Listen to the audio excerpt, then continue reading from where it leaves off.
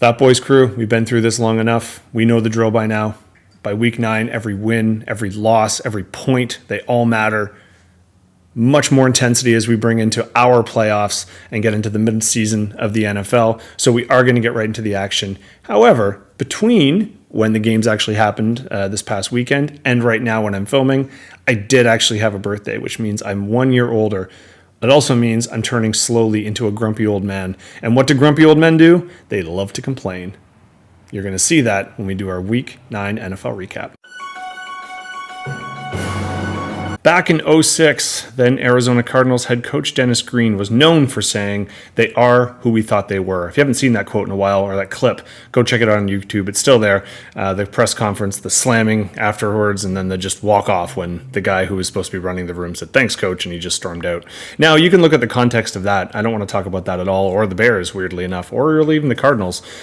But I do want to talk about that quote because it kept coming back into my head all week long when I was actually watching the games, and then I was reflecting on them afterwards. They are who we thought they were. This really shows the big games, the huge matchups this week kind of did go as either I kind of expected or a lot of people expected going in, or maybe how people thought it was going to go at the beginning of the year. For example, the Chiefs and the Dolphins played early. It was wonderful over here. Selfishly, I know some North American people weren't super happy about the earliness of that game, but to have a game mid-afternoon is always super fun. We get one more week of it, I think, next week, and that's about it. But the Chiefs and the Dolphins, this is a big one. Normally the overseas games are crap. This is two great teams. Both, they are who we thought they were. The Chiefs are hella talented in terms of their defense being fantastic, their quarterback and tight end being best in the position probably, but the receivers being garbage. So what happens? A couple early successful drives, Kansas City does their magic, and then they just hang on for good measure. Their defense ends up having to score one of the touchdowns on an offense that used to be the most prolific in the league in terms of the Chiefs I'm talking there. But they need receivers. We know this. They're going to do really, really well, and they're going to go really far. But at the end of the day, when they bump into a team that can stop them, they're screwed because they can't do anything else.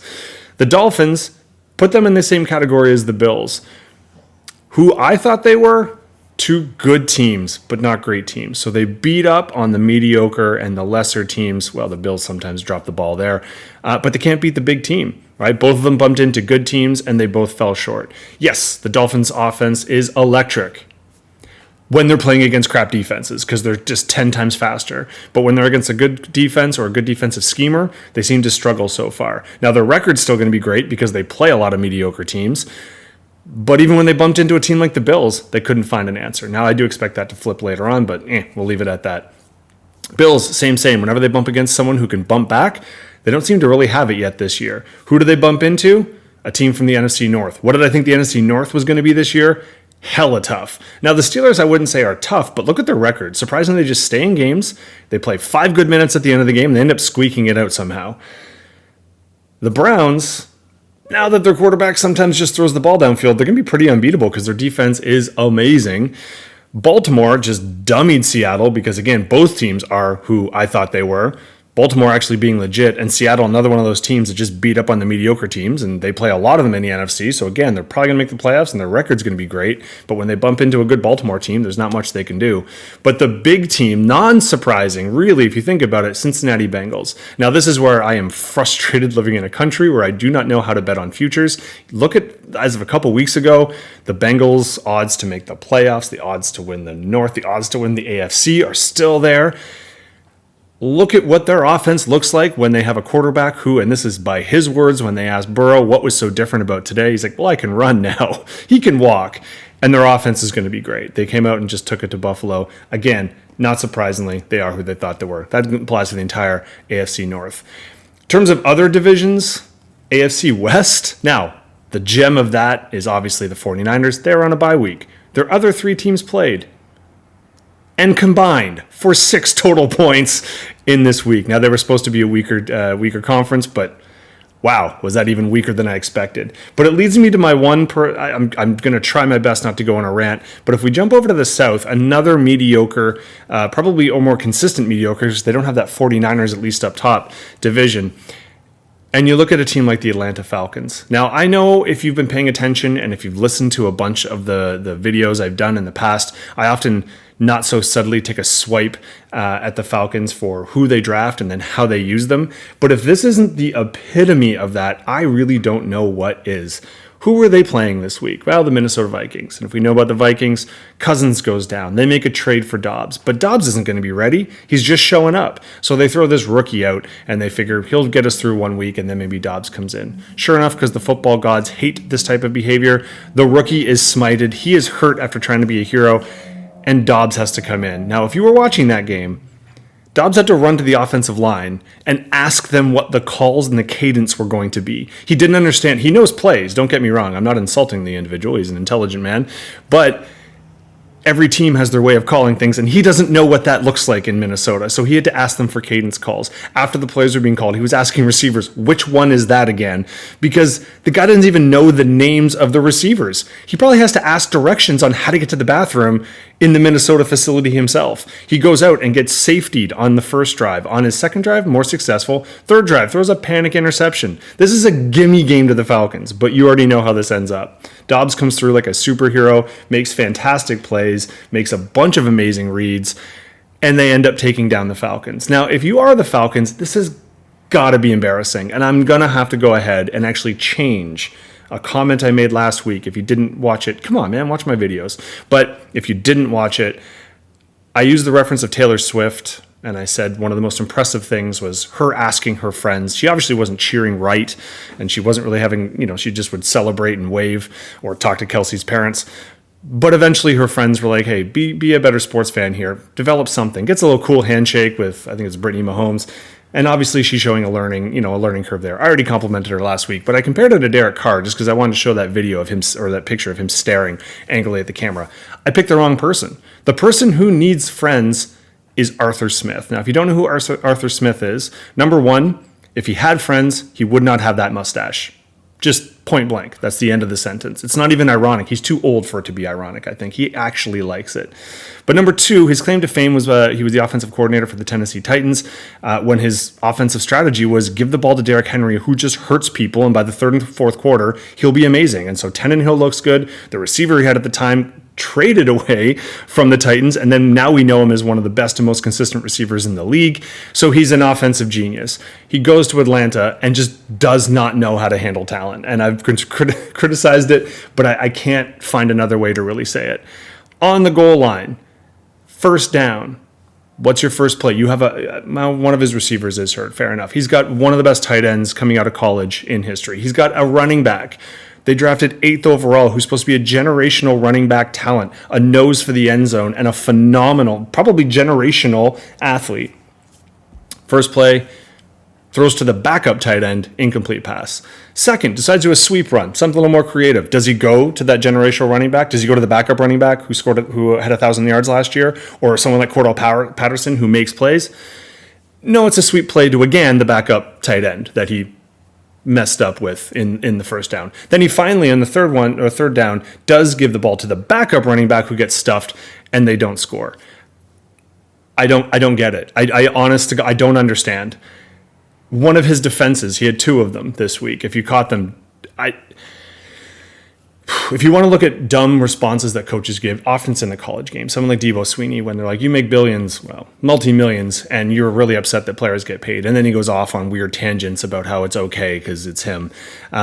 Those usually are the dumbest things we expect coaches to say in those situations. He is outdumbing everybody right now. The comment that, well, Bijan Robinson is so great, he's just a phenomenal decoy, and he changes the way the defenses kind of would play them. I don't know how to respond to that. Sure, yeah, he changes the defenses, but like Christian McCaffrey, do the 49ers think, as great as he is at, when we hand the ball off, we throw him out of the backfield and he just makes amazing plays and essentially makes us win games, maybe he'd be better if we just never gave him the ball. Michael Jordan was synonymous with success and winning championships, but imagine if he didn't want to score or play. Blows your mind, right? Maybe he would have been even better. I don't understand how reporters just keep a straight face. It blows my mind. Anyway, I'd love to tell you I'm over it. I'm not over it, but I'm going to shut up and move on because week 9 was hella important to all of the leagues. I mean, the actual league, sure, but why are we here? Our leagues. Huge swings, Teams are really starting to function. The playoff races are already starting to get going, and this week had a huge impact. So let's take a look at our weekly matchups. Our battle of the reversed logo / names was meant to be tight and competitive the whole time. And then it just was not. Sorry, Waylon, this is just your luck of the year. Keep going. You got Vegas on their FU revenge game, coming back and shoving to the coach's face, and Adams just not having anyone to throw him the ball. AOC, who I think the quarterback should start going by, just not doing what they should. Eckler was really your only shining star. He was running back 5, and speaking of high fives, we're going to get to that one in just a second. Got to be disappointed with Pickens, and now he's got the free me slogans that he's tried to start on Twitter /X. You did have Dax on your bench, sadly. Now, you would have thought Tua might have had a better outing against KC. It wouldn't have saved you. It just would have made it not the worst loss of the week, but the 68-point deficit, not our only 60-point deficit, though. We'll get to that one in the next round. So he would have saved you from that fate, because Dax actually was our quarterback 2, but our quarterback 1 when it comes to who people played. I mentioned the high 5. Underhill, you had 3 players who are our 5th. Allen was our QB 5. Diggs was our wide receiver 5. Cooper actually our wide receiver 3. So your wide receivers went off. And then Taysom Hill, the hack code, you can't trust these predicteds, people. He was our tight end 5, even though he did very little tight ending, unless you count actually catching and throwing a pass, but squeezing his cheeks while he did it. Maybe they meant that as a tight end. That's a horrible joke, but you get it. And then you got the other end of the Pittsburgh connection where Pickens was ignored. DJ was not. DJ came back and actually had some good connections. That's bodes for you well. So you didn't need your normal people. I mean, Barkley did fine. Jones actually had one of his better outings of the year in that game that Green Bay was actually ahead, so they could hand off to him. But Dallas certainly was one of their low points for your season. So they weren't needed to be helped out. Or even Hopkins, you double Hopkins them actually. I don't know how people noticed that. That was actually super impressive. I don't know if you meant to do that, but putting them at the flex definitely made me think I was having a bit of an issue and seeing double. But well done, Justin. That was a very pivotal win for you. John, you're not out of the woods yet, but you are going to have to start fighting up here. The playoff battle is going to start to get more and more fierce, as it always does, and every win's going to count. So expect a big bounce back week from you next week. Underhill, you used to be top of the mountain. Now you're fighting your way back up to the top. Unfortunately, we'll find out in our next outing. The person currently at the top is not doing any favors, but keep going well, and I would say good luck next week, but if I'm not mistaken, you go against me. So maybe take a down week, and then good luck in week 11. The aforementioned number 1, who just won't do Justin any favors, because not only did he win, but he had our second highest score of the week. And in fact, this was our second 60-plus margin of victory. I know this isn't quite 60, you can do the math, you get it, it's around there. And actually similar, this was 1 against 10 now and 2 against 9. Maybe it didn't start off all like that, but you get what I'm talking about. So Mark, just quickly with you, I mean, Gabe Dave, one of the rare non-injury related bagels that he got there, so that's unfortunate for you. And realistically, you just kind of had we're going to get this to a couple people, but there's a lot of just the meh. Not a whole lot happening. Got to be super disappointed in your running backs. I still think they're both super talented. Paula just not doing much this year. I think he's got one of the largest stretches of number of carries without a touchdown. And then Bijan, I can't talk about Atlanta anymore because then I'll probably get sued based on my intro. Mixon, you got to love to see that. And if Cincinnati comes back, he'd be someone you want to make sure you get in there. But just realistically, not enough going on. Even on your bench, I mean, it was a bye week for you, so you are through that at least, but no bueno. Jake, you're the number 1 for a reason. Now, you had a few guys go off, definitely, which covered. I mean, Jackson and Hill were really not doing what they normally do for you, but your running backs overperforming in both cases, especially Najee's had a couple weeks in a row to stick it in my face. White was our running back 1, so I know he's had a good couple last weeks, but this is even more exceptional for him. Baltimore was on there with our defense. He was our defense 5, but I'm playing around with it for a reason. The Jake to Jake connection just makes me smile on the inside.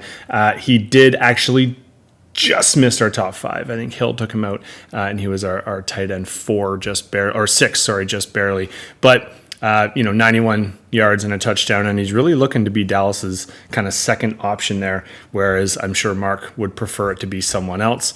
You also had some bye week issues that you're now through, although tight end wise, let's see what that does in terms of your decision making moving forward, but we can keep rambling on about it. Jake, you keep the belt for another week. You're still top of the mountain. Well done. Rothwell, you're going to have to dig up here, pal. You're running out of time.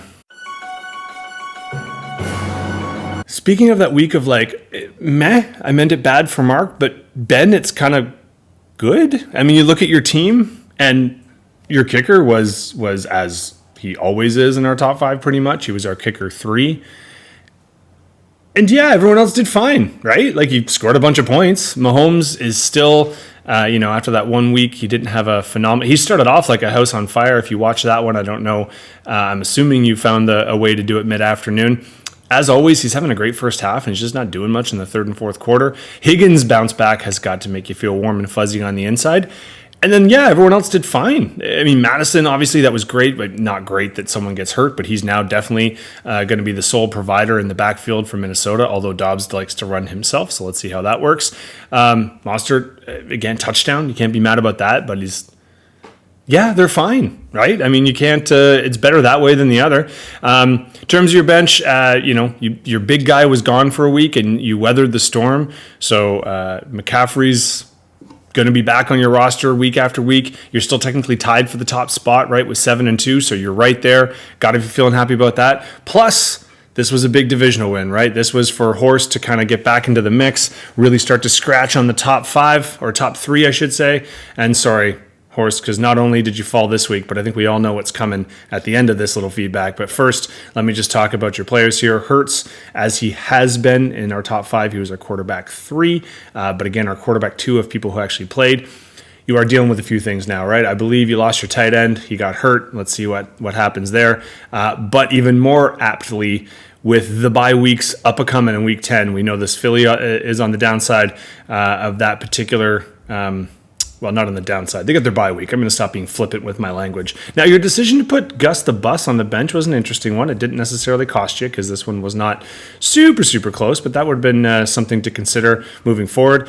I'm sure you're happy that Jefferson is supposed to be back soon. Maybe not next week, maybe the next week. Let's see how it happens.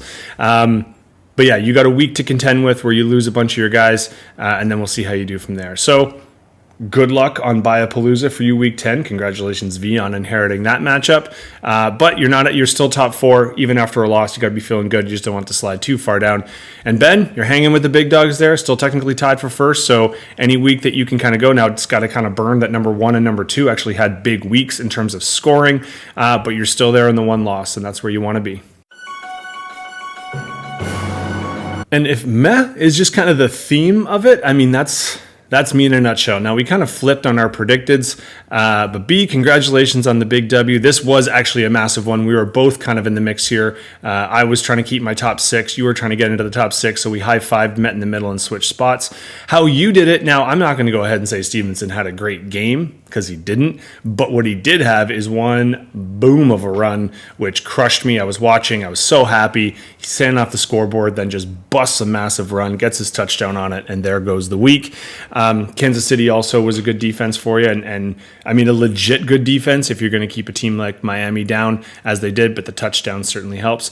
Gutsy call on Will Levis. I'm not going to rely. I think he just earned the starting spot, though, so you've got a quarterback for the next couple weeks if you want it. And CeeDee Lamb has been huge for you the last couple weeks. He's really coming along in that Dallas offense, so even though they weren't on the winning side, they still were scoring quite well against Philly, which bodes well for you. That was kind of enough and all you needed. You did have a few points on the bench if you really wanted them, but you didn't need them. Well done, buddy. That is going to be a huge win. All of these middle-of-the-road matchup ones could end up in any kind of a tiebreaker scenario helping you out. For me, I mean, the Downs injury sucked. Kelsey, though, was my killer. If Downs doesn't get hurt, but even more if Kelsey just does what he's supposed to, add 12 points, difference was 12 points. You get what I'm saying. I got to start flying Taylor to these games because apparently I need the bump. Or could Kansas City just get a wide receiver that people need to cover? Like, that would be cool, right? I think Ben would be down for it. Hey, Ben, can we chip in? Can we send him a message? Maybe they don't know that they don't have a good wide receiver. Although I do like the kid, Rice. He's all right, but he's a kid. They need a receiver. Let's make this happen. Anyway, enough of my bitter bettiness. Would have been nice if you let me win the weekend before my birthday, but I get no handouts with you, B, and I appreciate that about you. Congratulations, pal. Keeping his epic streak alive, Chaz is back again with another big outing. Unfortunately, this is V this time that takes the slap. Now, V, don't cry yet because the 4-5 is still good enough for the playoffs, so you're hanging in there. But Chaz, making a run here. Like I said, a couple weeks ago, I said you're not out of it yet. You just got to start on your win streak. You took me literally, apparently, or you probably just aren't listening to me and just doing what you know you need to do. How'd you get there? A couple standout performances. First off, Cole Kmet. That's a great, he's been massive for you the last couple weeks. Let's see if that continues. He was our tight end 3. Burrow, you got to be loving the fact that he can walk again. He was not in our top 5. He was just outside, though. I believe it was our quarterback 6. Same with Brown. He wasn't in our top 5, but man, A.J. Brown's just been a monster. And your kicker, number 1 kicker of the week. Well done, sir. That did overshadow or at least overcompensate for the fact that your running back tandem of the Rams, who are now both on a bye next week, they not so great for you, but let's see who you got cooking on the bench. Now, you were dealing with a bit of a bye issue, so let's see how that works out. Plus, you got some people on the IR, so I would maybe suggest that some moves might be getting made, or maybe not. Who knows? Just next week, you're going to have to fill some voids here, so I would imagine you'll be one of those people live on the waiver wire, or maybe you think Cook's in for a big week. I don't know. V, unfortunate, pal. It was there for the taking had you hit your predictives. Herbert's probably your big kick. Actually, I take that back. I thought Chase was going to have a monster game this week. I would have put money on it. I actually did put him in a roster and somewhere else and was expecting a monster punch. And it was just a fart of a game. He was fine, 4 catches, 41. That's fine for the normal person. That's not why you take Chase. And that's certainly not why you take him in the first round. Zay Flowers as well. This is the one thing that stinks with Baltimore is when they go up, they just start putting in backups. Hence, nobody had Mitchell. He was our running back 3, but he went off. Will he do that again next week when they don't need him? Who the freck knows with Baltimore? But between Herbert and Chase, those are 2 of your big guns. It's going to be super tough for you to win when they don't come through. Jacobs, though, ever since I insulted him, he took it personally. This was the FU game to the fired coaches and maybe to me just a little bit. He came out and he was definitely your stud of the week. He was our running back 4. On your bench, this was a surprise move for me, pal. Did not notice that you did not put Henry in, just kind of assumed he'd be there instead of Chuba Hubbard or instead of Zay Flowers. Either one would have been a good decision. Wouldn't have amounted for the 19-point difference that you need, but it would have been real freaking close, buddy. Maybe had you put him in for 1, I don't know. We can probably do some math here, but either way, it didn't work out for you. But I wouldn't quite hit the panic button yet because, like I said, if I'm not mistaken, you do not get overly impacted over next week's Buyapalooza, only really getting your kicker, I believe, going down. Whereas you are playing someone who definitely will be influenced by the Week 10 buy register. So you're still in the playoffs. You get a good matchup in Week 10. You're looking all right, V. And Chaz, man, I don't even want to say anything. Don't want to jinx anything. Just keep doing you, buddy. Congrats. Before we get to our Week 10 matchups, as I keep alluding to, what a tight-knit group we got here. So we got our 3-way tie for first. Horace is just kind of sitting pretty at the 4th spot. Got a couple game buffer. Really wants to scratch up here, but I think he's fine. If he makes the playoffs, just kind of drifts through, I think he'd be cool with it. Right here, I would love to have been here, tied with V. Unfortunately, no bueno. B took me down. So Chaz and I are tied again, but this time we're tied and with a few teams below us.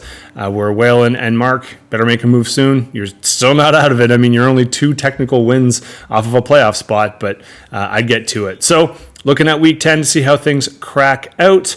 I do inherit one of our 7-2 matchups, so I'm wild about that. The other 2 playing each other in an epic battle of the week. This is going to be a huge one because obviously someone's going to climb up. Could Jake stay on top and solidify his position? Because his if you look here, the points, it is conceivable that pretty much anyone could take over from points here. But if he wins, at least he's staying top 2 and he knocks Ben down. If Ben wins, he could make that leap all the way up to number 1 if I do my part and help take down Justin, or if he just outscores him. So huge matchup there. Speaking of few matchups, we talk about the disappointing Week 10 Biapalooza for Horse. Can he withstand it against V, who would love to switch spots with him in the near future? Then we've got our battle of the basement here. I keep saying you two need a win. You're going to get one of you. Who's going to be the person? Let's see. And then battle of the cousins here. Let's see if Brendan is as vicious as he was to me on my birthday to kind of end Chaz's, I believe, yes, it is, the 3-game win streak. Will he fall victim to it? And will Chaz's recovered roster keep making a mess of this league? Although here's looking like he's got some bye problems, as I mentioned, especially in the running back position.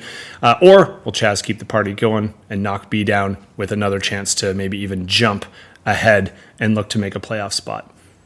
Tons of things on the go. We got another game in Germany, remember, coming up. I believe this is the last one. I think the next overseas one is not in Europe, so it doesn't affect the time zone quite so significantly. So make sure you set your rosters for that one. Plus, we just got a heck of a stinker for Thursday night. So make sure if you've got any of those teams in, you're taking a look. But you know this. You're pros by now. We're midway through. We're hitting the back stretch. So best of luck in Week 10.